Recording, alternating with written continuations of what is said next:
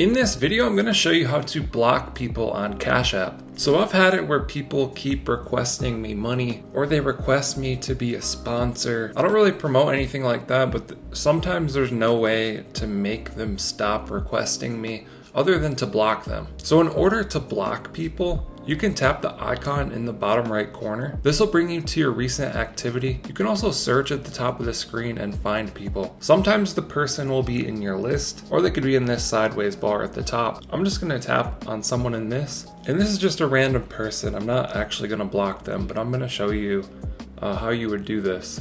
So you tap on their name, scroll down to the bottom, and then you can tap block. This will cancel all pending transactions and block their ability to send or request money from you. Then you just tap block again, and they can basically never contact you again. I'm gonna tap cancel, and there you have it. That's how you would block people on Cash App so they can't bother you anymore. Let us know what you think down in the comments. Like and subscribe if you want to see more videos like this. Thank you guys for watching. I'll catch you in the next one.